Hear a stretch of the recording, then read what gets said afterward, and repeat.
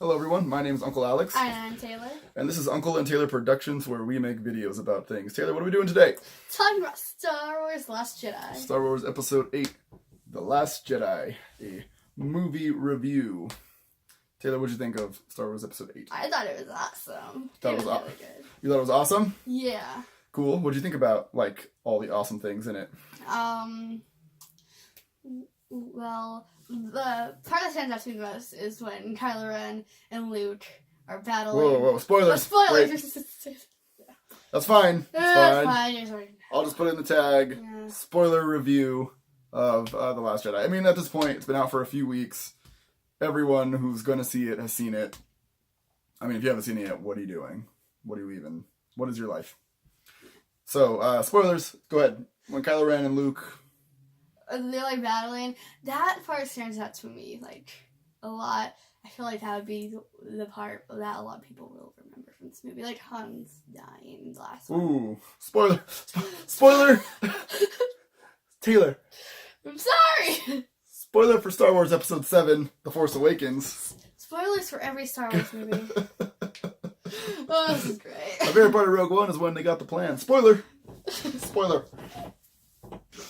So great. Yeah, I agree. I think they had to nail that one part of the movie. If they didn't nail that one part, it would have been a disaster. And in my opinion, it was handled perfectly. Like, I haven't seen anybody mention this, but I think the restraint of not having Luke go out there and use his lightsaber to destroy 5 AT-ATs at once, because that would have been cool. You know, people would have freaked out. I would have freaked out.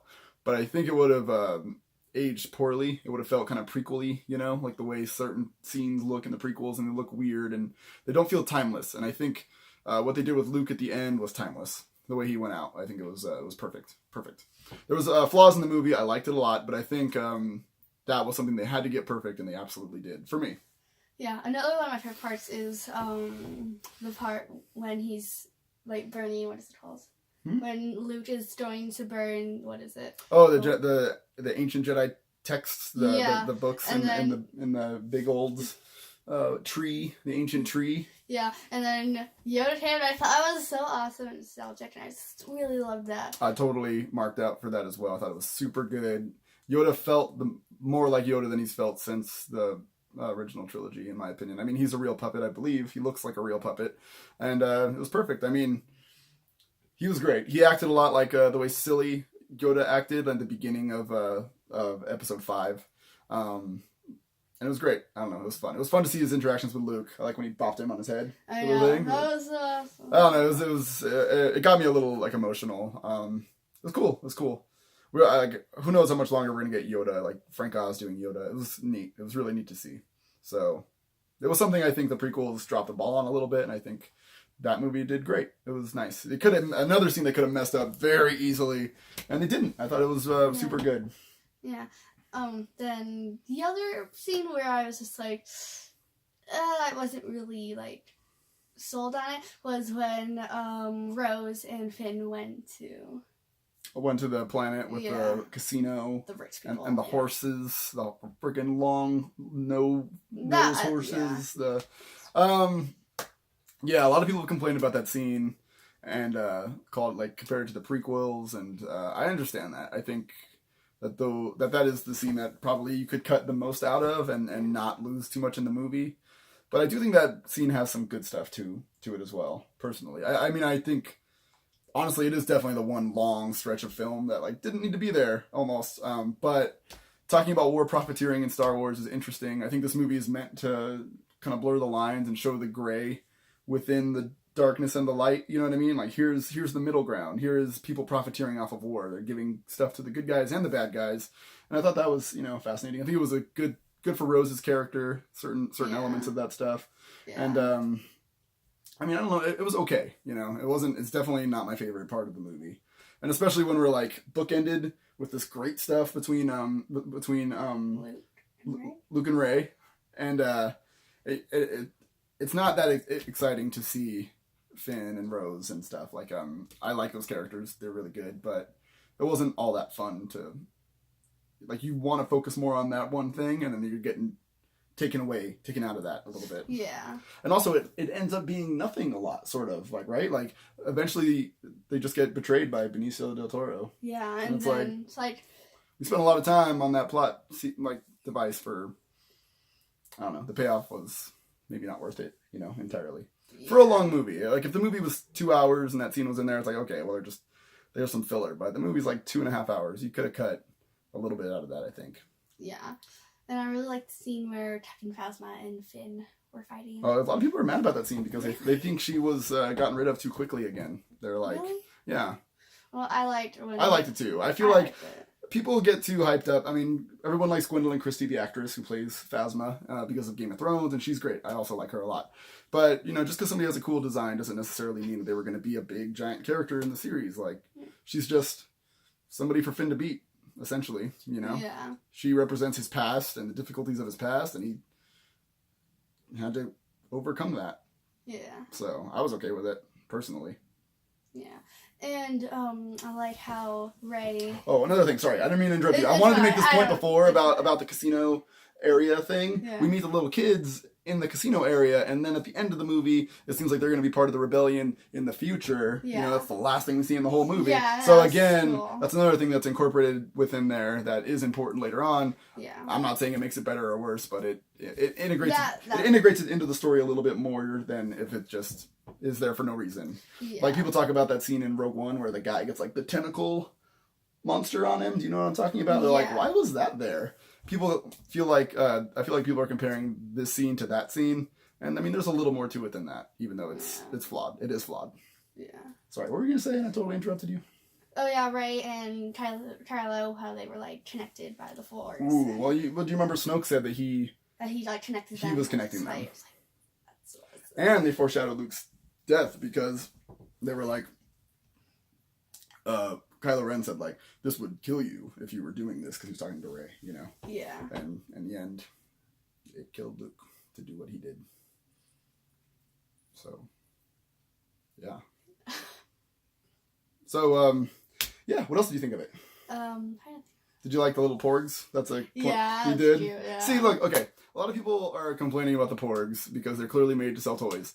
But they're cute. But they're cute. This movie is also made for children, for everyone. So you gotta give 7, 8, 9, 10-year-olds something to look at and have fun with as well. I don't think they took up too much screen time or were annoying. And they had some fun scenes with Chewbacca. And I mean, whatever, man. Don't be a Scrooge. You know what I mean? Yeah. I mean, they were fun. They were cute. I liked them. It wasn't like they had too much screen time at all, but it was good. I agree. I think people like to find little things to complain about. You know what I mean? And like, it wasn't like they were integral to the plot. They just had little, like, comedic relief moments, and for that, to me, they're fine. It's not a big deal. Yeah. It's like just like something for you to laugh at or to say, "Oh my gosh, that's so awesome," or "It's so cute." So, of these Disney batch of Star Wars films, how do you rank this one? Do you like this as much or more than Episode 7 and Rogue One? How do you feel? I think I like this one more than Rogue One, but I don't know about The Force Awakens. Really? Yeah. I don't... Oh, yeah, another thing that we were talking about was the one, I forget her name, but she was like the general, and she, like... Oh, and she sacrificed herself by going light speed. Into the thing. Oh, that was cool. I like that. Oh, that was cool too. It was definitely a beautiful scene visually. Some people have said, I've heard this a lot, that they wish it would have been Leia. And how do you feel about that? Yeah, I see how that would be like a bigger impact and stuff, but I think that everybody was so like Holdo. Yes. Vice Admiral Holdo. Thank you. I was trying to remember the name. That it was like, we don't really like her, so they see that she's not all bad and that she's nice. And I think she's another example of a character that it kind of blurs the lines a little. You meet her and she's kind of a hard ass and you're kind of like, I don't know if I like you. And then she does something amazing in the end and you're supposed to like sympathize with her a little bit. Like, wow. Yeah, exactly. So we're supposed to go on a journey with her. If you didn't, maybe it wasn't very effective or whatever. But I think the point was there for that. And then when she and Leia were talking was another thing where they were... Oh yeah, definitely at the end. Like, may the Force be... You say it. You say it. I'm going to kill myself. It's like, whoa, this is deep. This is crazy. Yeah. And then Leia's gone. Oh, okay. Oh, what did you think of the through space scene when Leia floated through space like she was Superwoman. That was, I don't know how she like did it was cool, like, but how she just like kind of floated was like kind of like a little bit funny. I'm sorry, but how she just like kind of just like pushed it. I don't know. Okay, I mean, I don't know. We've seen Leia be force sensitive for a really long time. This was like a life or death matter. I could see how she could do that. Yeah. According to my friend, who's like a way bigger Star Wars dork than I am, it's a low level technique that Jedi like training children do. Padawans do like easily. They have a little force field in space and they can float around. Like according to him. So if that is the case, I mean, it's what it is. It does look a little like strange, and they could have done it better. I mean, they could have killed her off. I mean, I'm sorry, but she's gone. So what are you gonna do now? Like they gave up like several opportunities in this movie to kind of let Carrie Fisher's character go. Yeah. But I mean, whatever. Okay, what I noticed about that scene, and I've seen the movie a couple times. Yeah. Is that as she's going through space, her clothes are going in the wind like this. You know what I mean? Like she's flying through atmosphere, but it's in space. So there is no atmosphere. Yeah. So that doesn't make any sense. Like, how do they, like... They shouldn't be flowing through anything because it's space. But it's Star Wars. So maybe it's a force thing, or maybe there is some level of atmosphere in the space because explosions, and at the beginning when they were fighting the Dreadnought and all that stuff came down, all the bombs and stuff, you know?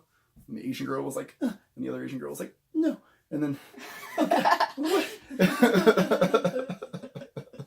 It was tragic. She killed herself. It's sad. I'm not trying to make fun of... It was a good opening, too. I feel like no one is talking about the opening. I like Poe Dameron. I'm happy they gave him a little bit more screen time in this one. Because I really like him. And his fighting the Dreadnought was cool at the beginning of the movie. I thought it was neat. I mean, it caused conflict later on in the movie, and maybe he didn't always make the best decisions, but he's not a perfect character. I mean, he got very little screen time in The Force Awakens, and it was good, in my opinion, to see him back. I want more screen time of him, because I really like him. Oh, he's great. You know, I mean, he's just likable. I'm a fan of the character. He's cool. Yeah. He's a cool guy. For me, I like this movie more than Rogue One. I think Rogue One's great. It has its flaws, I guess. It's more like safe in a lot of ways. People say The Force Awakens is safe. I think Rogue One is super safe. It just feels like a story that we know what's happening and we know where we're going and we know what's gonna, like, I think visually it's got some of the most beautiful Star Wars stuff ever, and some of the action is some of the best, and it's got Donnie Yen, so I like it. But for me, it's a little uninspired, even though I do like it a lot. And I don't know how I rank this 7 and 8, because I love 7. I know there's been a big social backlash on 7, but for me 7 was great. I love 7. I saw it a lot in the theater, and it felt like Star Wars to me. And this one feels like Star Wars too, but that one was special. So I like them both a lot. I think 7 might be a little more special to me, but they're both great. Mm-hmm. Seriously, I'm missing. Oh yeah, when Kylo Ren and Rey were battling all those red guard. Yeah, it was kind of like a double turn. It was kind of like, oh, Kylo Ren's gonna be a good guy with us. But then, not. You're like, you thought. How do you feel about Snoke dying?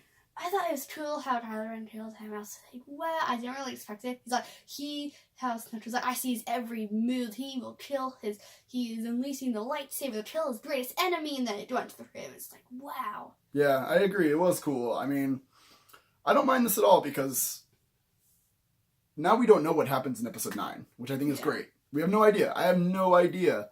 Because if Snoke was around, you kind of see the end game. We have to beat Snoke. At some point, Snoke has to get killed or defeated or whatever. Now that he's gone, we don't know where we're going. Is Kylo Ren going to be a good guy? Is he going to die? Is Rey going to kill him? Is Rey going to be bad because she's drawn to the dark side? Yeah. We don't know. Are they going to get together? We don't know. We have no idea. We don't know what the relation is. Are they related? Are they romantically interested in one another? Yeah. I don't know. Finn and Rose and Rey and Poe and all this. And Finn and Poe. All everybody. But overall, I really, really enjoyed it. I think you could have trimmed out a few minutes of that movie and it would have made it feel a little leaner and a little stronger. But I really liked it. I'm hoping Rian Johnson, he's the director of this movie, is making the new trilogy after they're done with Episode 9. That's probably. Yeah. So I hope he does well. I think he's a talented guy. I liked it. I liked the movie. Yeah. So overall, for me, it's got a big thumbs up. Yeah. I feel like you'd seen it at this point. I feel like this is sort of silly because it's Star Wars. Yeah. But, who doesn't like Star Wars? But I enjoyed it. I thought it was good. Yeah. And I feel like if you're invested in the characters after episode 7, you'll probably like episode 8. If you didn't like episode 7, you might not like episode 8. Yeah, just it does like. I mean, if you're not invested in Finn, and if you're not invested in Poe and Rey, like, why would you care? Yeah. I mean, there's a lot of people from like their original trilogy fans, and they're upset about Luke and what happened with Luke. But I think it was smart. I think Luke was handled as well as he possibly could have been handled. And Star Wars is too big to please everyone. It's just too big. Yeah. If the movie had changed and was good for you and you were happy, like somebody who hates it, for example, somebody who's like, Luke isn't the same way he was in the books, meh. And then a bunch of other people would have hated it because Star Wars is too big. So for me personally, I really liked it. Mm-hmm. I enjoyed it. It's a good movie. Yeah. I'd give it A- or something. I don't know. An A. An A. I'll give it an A. There. It's hard.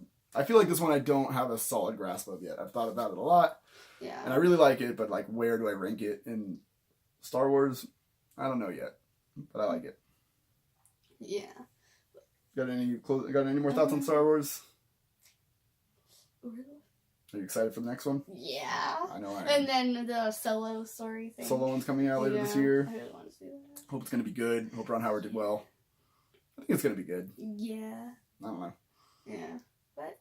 Episode 9 is what I'm waiting for. Yeah. Wait for that one. Mm-hmm. J.J. Abrams back on that one. Happy. Mm-hmm. Okay, cool. Yeah. We good to sign off? Yeah, I think so, yeah.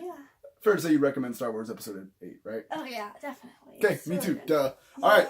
Love you guys. I know it's been a while. Oh, yeah, definitely. Things are hard, Couple but months. we're going to keep doing this forever. So we'll Hopefully. be back at some point. All right. Love you guys. We're out. Bye. Bye.